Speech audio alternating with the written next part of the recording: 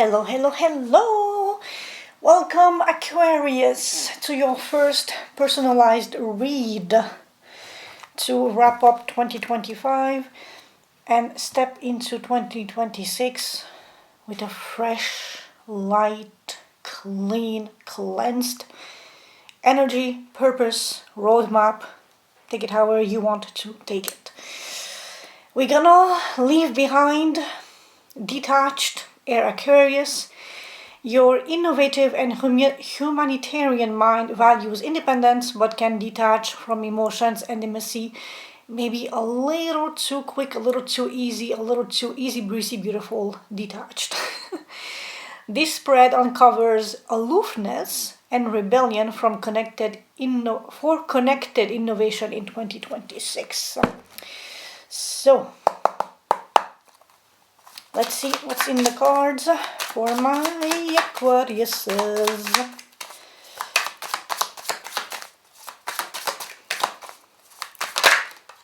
Okay, we have our first jumpy. The moon. Either you are keeping secrets or secrets are terrifying you. You might be unsure about something, how to proceed on the path ahead, and that uncertainty is definitely burdening you down, stressing you out. It's heavy on your mind and on your soul. But these two jumped out. You have the means of reaching that beautiful clarity that you need to swoosh away the clouds and the moon of uncertainty and fear. You have the strength and the power with the King of Swords of not letting fear take the best of you and hold the best of you in speaking your truth in whatever that moon situation is for you.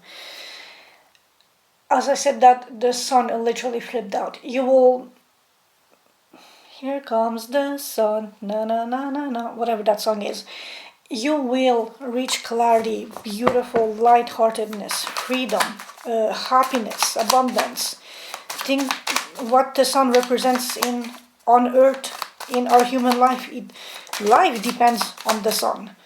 And with that, you will have victory and God-forsaken happiness. I mean, not God-forsaken, like goddamned happiness, more like just pure, blissful, unadulterated, unfiltered, amazing, beautiful recognition that will validate your soul, your heart, and you will feel your cup overflowed and enough to replenish the freaking oceans. So, Aquarius, anything else? That seems to be the bulk. Listen to your intuition, especially if you want to counter the nefarious, scary effects of the moon card, where you are afraid of what you don't see a few steps ahead of you. Trust your intuition to guide you. Maybe watch here and there tarot reads on YouTube to give you a guidance, and only take what resonates with you. Leave the rest behind. If it feels right, it is right. Use discernment, use clarity, use your cleverness. Let a clever, witty, intelligent woman guide you out of this pain and misery, so that you are stepping out of this heartbreak situation and basking in the light, in the warmth, in the happiness of the sun card. Your Queen of Swords can be a High Priestess too, which personally I am myself. So,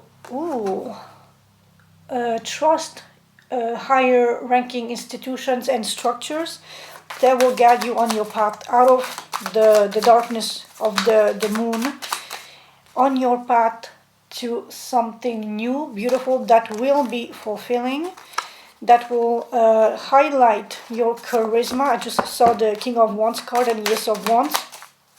You have the power to create, to be inspired, and to literally do anything you want. To nurture and to grow and to expand with the Empress card. to really widen your horizon if you step out of that uncertainty and fear-driven energy from the Moon card.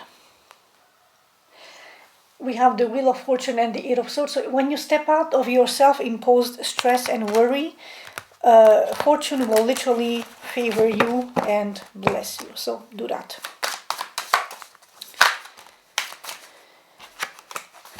So, also, my poker shuffling is a little bad. Long story with a stray cat I tried to save who bit me. So please forgive the lack of intense poker shuffle. But it's getting better. It's not as swollen as it was yesterday and 2 days ago. It's still a bit painful, but at least I can use my tongue to hold things. 2 days ago I couldn't even hold or use my opposable thumb to hold stuff. So this will be a 5-card spread, which translated to Emmy, it means 10 cards, as I like to give context with a clarifying card from the bottom of the deck. Ooh, holding on. Interesting. Here's your Ace again. Tower. Clashing. Magician. Oh, and you conclude with the Sun card. And look at what is peeking behind your Sun card. 10 of Cups, the ultimate happiness, and behind her the High Priestess, the Fool, and the Judgment. So basically, if I read these just like off the cuff, you have a chance of pure, unbridled happiness if you allow expansion and nurturing, if you allow yourself to start a new path, new journey, and just leave your worries and your biases and everything heavy and toxic behind, and if you allow the revival of something with the Judgment, you are stepping into your power and taking control of the situation with the Emperor card in making a decision regarding potentially Queen of Wands, creative, bold, beautiful, sexy energy that had potentially an ending of a cycle of some sort with the Ten of Swords. And although it was a loving situation, you feel that there was something unfair afoot and someone walked away. And I can keep this going on forever and ever, but let's get into your read.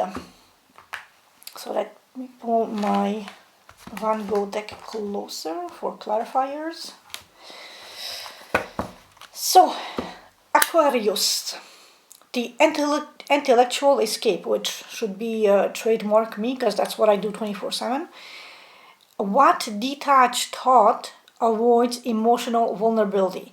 And here vulnerability is just admitting things. It's not necessarily being weak for the sake of being either a victim or just being weak. Vulnerability allows you to embrace, acknowledge, yes, weaker sides that you can strengthen, and weaker sides you can use as a bouquet of flowers with the right trusted person in your life. And it's not so much detached thought as you holding on to something and not letting it out. And this is in regards to your stability, your resources, your comfort, your luxury, something that you had worked a lot on, financial, so money. And here my question is, are you afraid that you think that people will see you only for what you can bring to the table in terms of financial comfort and luxury and just like the non-essential things in life?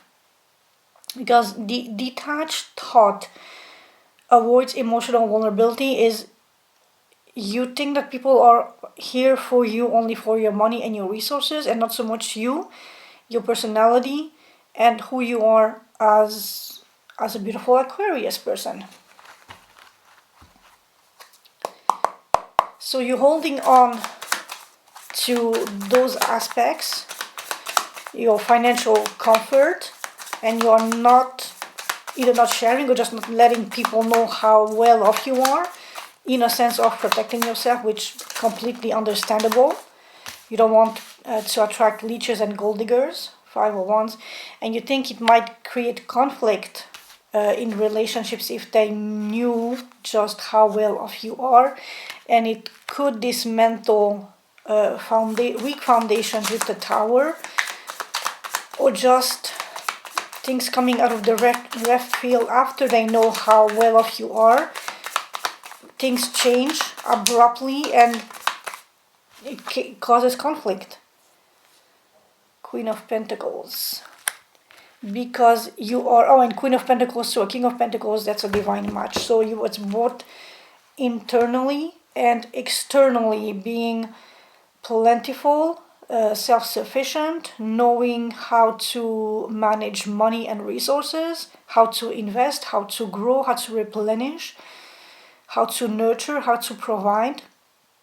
But by you holding on, because you fear conflict, once they know how comfortable you are and how generous and providing you can be, they flip the switch out of nowhere, and now suddenly they are like loot goblins in video games, and they just want everything paid off for and taken care of for them, at the risk of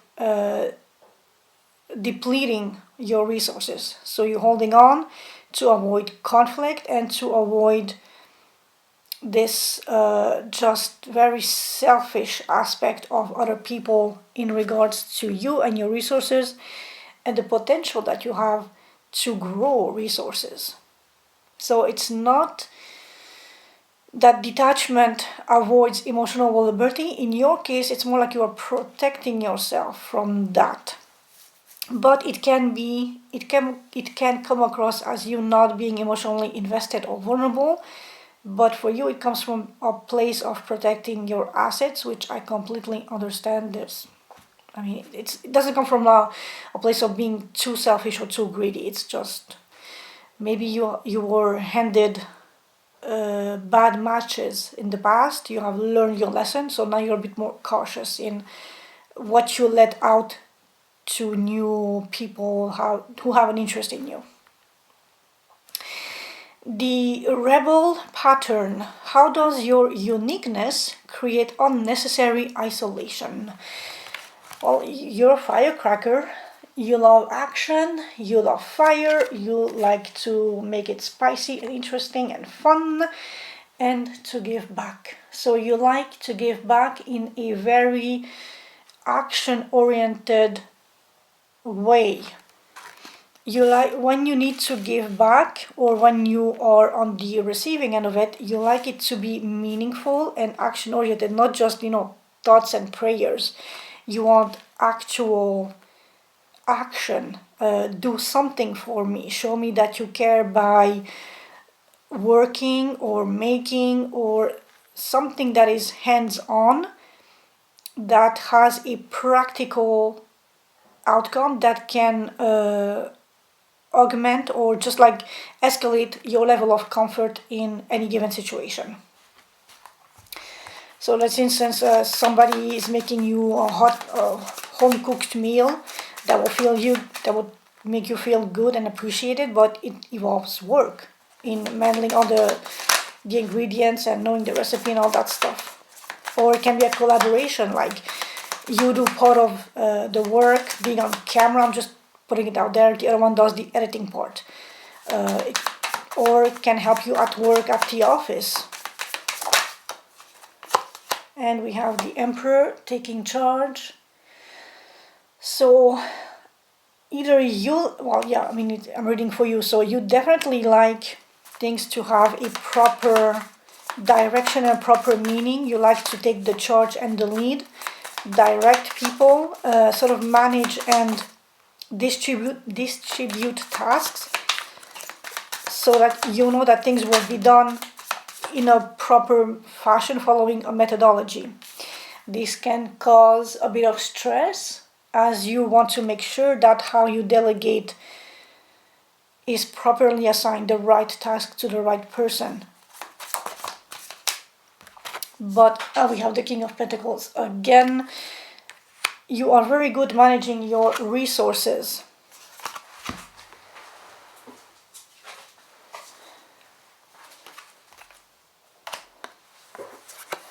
and the King of Swords fell to the ground, which reinforces the Emperor being a strategist, being very much hands-on, having the oversight, the overview, knowing how to delegate, how to maximize the effort so that what is given back to you has a word, a weight, a meaning, is actually action-based and not just, ethereal, equivalent thoughts and prayers, but nothing is done concretely to facilitate your life, their life, and the common good for everybody involved in the scenario. And this might create a bit of isolation because they might see you as too controlling, a little domineering the situation, but it's coming from a place of you not wanting to waste the potential and the fire and the energy and have a concrete, meaningful outcome in whenever something needs to be given back to you, not just words in the ether. And especially today, people being so greedy, they want the result without putting in the work. And you are here to remind them that you need to put in the work to get to the result. The aloof behavior. What idealistic habit dismisses personal relationship? And here we have the Tower, which is dismantling of weak foundations, but also shock, surprise, and just fate taking charge. And the Three of Pentacles. So you might very easily dismantle collaborations if they are no longer serving the greater good of whatever the scenario was up until now. And you idealize just destroying things that are not concrete, solid foundation, that are not.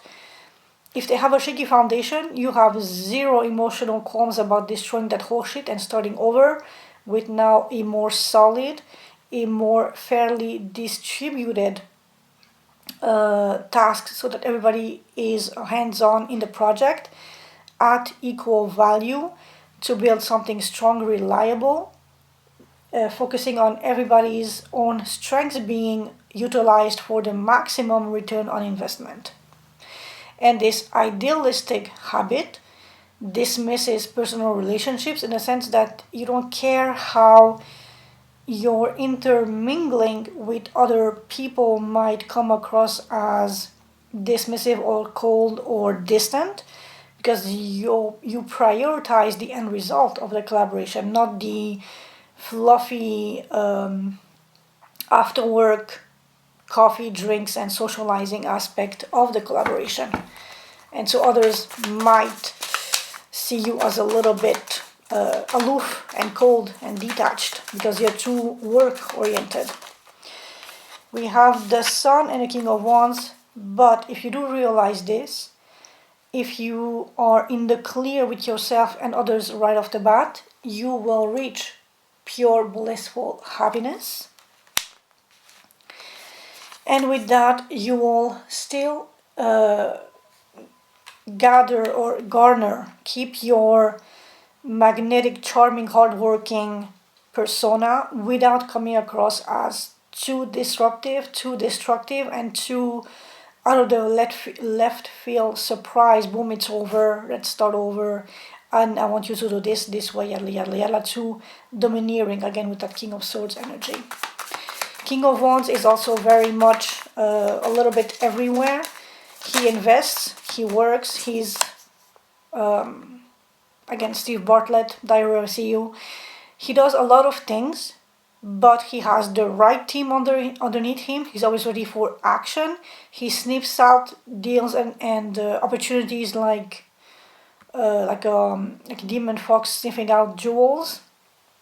But you do that all in fairness and justice in a balanced way, because you want, again, to maximize return on investment. You want everybody's effort and work and energy spent in the right way to work smarter, not harder, to bring stability, comfort, luxury, and to really make the end result worth, and even more so than what has been invested into it. And I'm just noticing that we have the Tower twice on the table now. You had it in the first position as the clarifying card, and now you have it in your third position. So Tower is very strong in your energetic field. You easily disrupt and destroy and get rid of things that are no longer serving you. I don't know how you are affected, but having the Tower twice, I think you are very hands-on managing chaos and endings and destruction in a very level-headed way, Emperor, King of Swords, without being too affected, because I'm not seeing King of Cups on the table yet. So it doesn't emotionally disrupt you at all. Maybe just like a scratch and it's over. The release lesson. What empathy tool will bridge your visionary gap? And we have the Magician, pure manifestation, and the Knight of Swords, expressing your manifestation intentions. Having a clear vision, a clear roadmap, a clear process, and jumping into action and just doing it instead of focusing on planning out things and having a blueprint and all those things. This is really action, action, action in manifesting what you desire. And how empathy will bridge your visionary gaps is by allowing yourself to feel things. Manifestation is about desire, wanting something, but also gathering the tools, ingredients, and materials to want that, and allowing yourself to emotionally bond with the result and the process, so that when you are committing to it, being action driven, you have the fire and the air and the wind fanning that fire to give it power and momentum to see you forth, keep going, and just reaching the new goals. If you, let's say you planned out at this level, with empathy and emotion and feeling, you can reach higher levels. And let's see what, that jumped out straight up. Ace of Wands, definite Ace of Wands again. New work, new inspiration, momentum, action, fire, the divine inspiration of how to, well, that really jumped out. Queen of Cups, coming from a heart space, from a loving, empathetic, knowing, nurturing way. You're putting everything together. Okay, so you know so any racing game, I guess. This combination here is hitting like the jackpot nitro in your racing game and just dashing through that finish line like it's nobody's business. But you need to feel, to have empathy for yourself towards your goal, towards the end result, and trust your intuition and trust to alchemize the fire and the water, the drive and the emotionality behind it, to see the success of your manifestation of your goal to be transmuted into a 3D concrete result.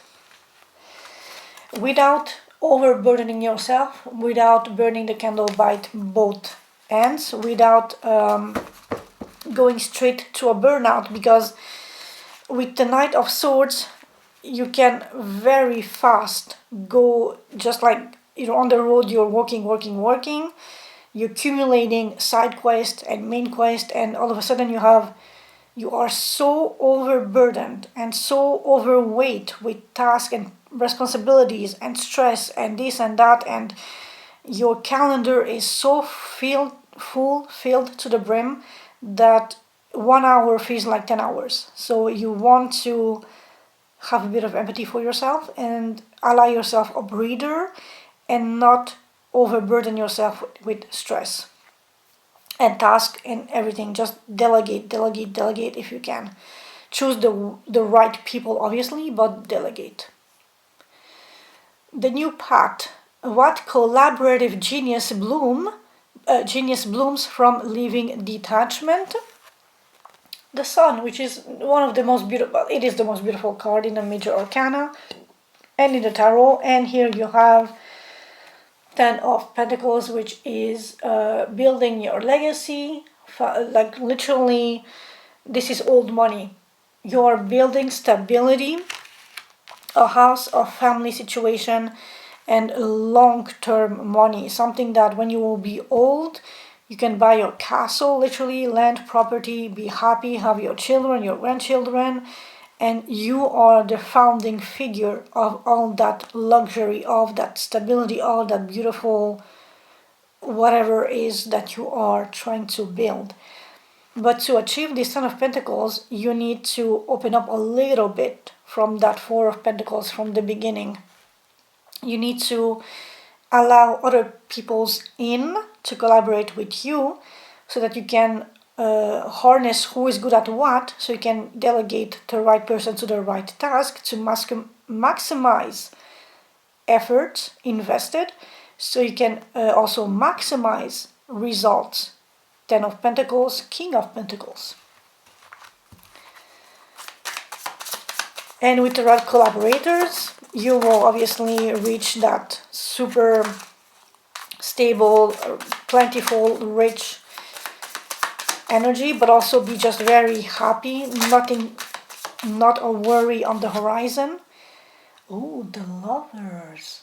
So this has a chance of being a higher level soulmate situation, and this can be like romantic, platonic, family, business.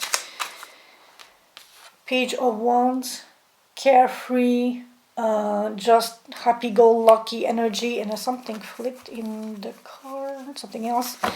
So yeah, so the Lovers is a higher level soulmate commitment, or a higher level choice that you need to make in regards potentially to a younger energy that is just at the moment a student or newly beginning or a new endeavor, who is very curious, very like the Fool.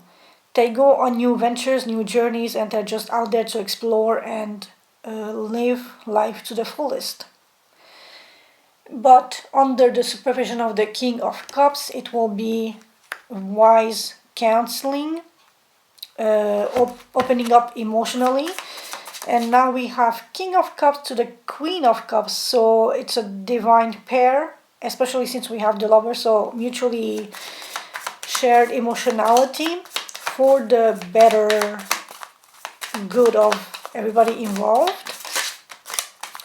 And from this collaborative synergy, if you take it slow and steady with the Knight of Pentacles and small communication, you might also have children, so watch out if you're not ready for that, because we have 2 pages in a combination with the Lovers and the Divine Couple here. You might have children in the long run from this thing, also with the Ten of Pentacles underneath and the Sun. So if you're not ready, just use protection and be cautious of what you do with whom. But otherwise, this whole collaboration is basically like your winning lotto ticket if you utilize it. Oh my god, what's the word I'm looking for? Judicially, the right way. If you give it the proper time and nurturing and opportunities to have like a back and forth between you and whoever is involved in this scenario. And don't be too pushy, don't be too cold, don't be too aloof, but also don't use that as a pretext to do everything by yourself and just overburden yourself, because you're isolating and then you're. And as I was saying, don't be too domineering, don't be too selfish and controlling. Allow the other to pitch in and to help you, both as to relieve some of the weight of the task that are befalling onto your shoulder, but also to make them feel involved in the project, whatever this is for you, so that you are not headed straight towards a burnout and literally a burnout and just excess, and then losing the fire, the passion, and the motivation forever, whatever this is for you. And by allowing the other, you can, like, ping pong, throw the ball back to each other and have ideas. And collaborations are meant to be an exchange, not a corporate, I hope this email finds you well and here's your task for today, can I have this report like 5 minutes ago sort of deal. So be a bit more malleable, a little bit more open to receive, and not so much closed in on yourself if you want, again, the winning ticket, the winning lottery ticket, to have the Sun, the Ten of Pentacles, the Lovers, and all that beautiful energy that is on the table. I'm gonna now shuffle this beautiful whatever oracle deck that thing is and see what your last messages are. Ooh, interesting. Okay, so we have 3. I mean, this is straightforward as can be. It's the winning lap. I mean, this guy is literally winning the race. Success, victory. This is the Chariot, the Sun. And here we have a messy office space. Somebody just left this. So I'm guessing this guy just like left every task and fuck it all. I'm going to be a little selfish and fulfill my own desires and stuff. And here we have a book in a forest with golden stuff on it. So I guess be like open yourself like a book. Be a little bit more open instead of being closed off like that Four of Pentacles. Allow others to read into you, and if they misinterpret, correct them.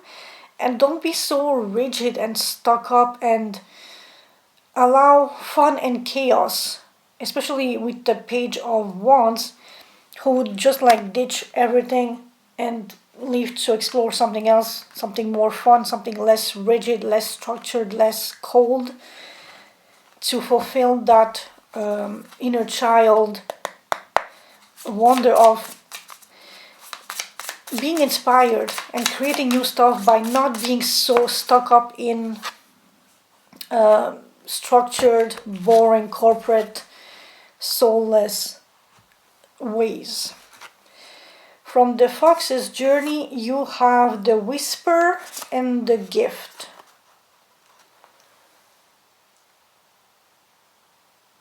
Number 9 and number 35.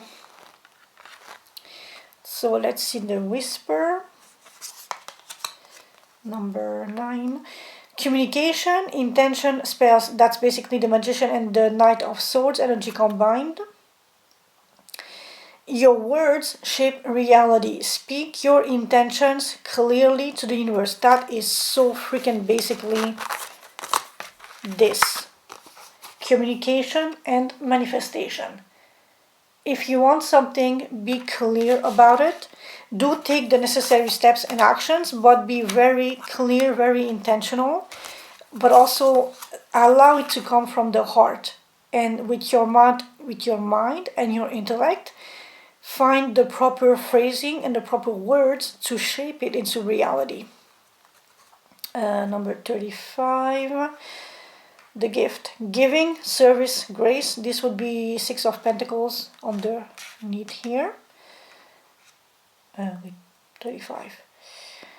Give without expectation. Generosity creates abundance, because you can only give what you already have, and what you are freely can let go without hurting your purse, which can go back a little bit to that Four of Pentacles, which means if you are not in the capacity to give, do not give. But if you are, and this can be just time, attention, emotion, availability, well wishes, what you can, in what capacity you can, give it away, and the universe will give you like tenfold back in other flavors, other variations in other circumstances, or just something will fall on your lap when you will need it. Aquarius, thank you so much for letting me read for you, allowing me to step into your energy, and I wish you the very best on your success to 2026. Peace out. See you next year.